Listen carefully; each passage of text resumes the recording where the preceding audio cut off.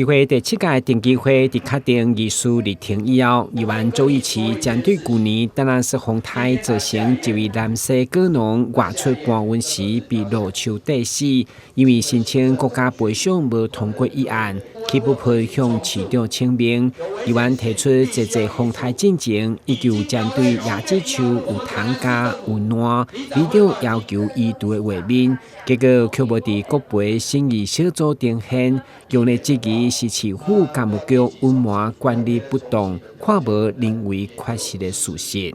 這個路樹已經是重蛀，整個都是已經爛根死掉了，所以才造成台風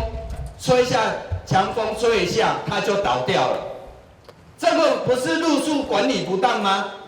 ？7月1號有檢測，這個怎麼檢測沒有檢測到？國賠審議小組竟然沒有這個照片，把這個照片拿掉了，難怪審議小組他們會找不到認定方案，所以不賠。你們公務局在隱瞞事實，你知道嗎？隱瞞公務局缺失的事實。跟議員報告，如果同仁有隱瞞事實，他應該受到相關的這個行政的。當初我就提了，這一個一定要送上去，結果你看一下，他沒有給我的報告，竟然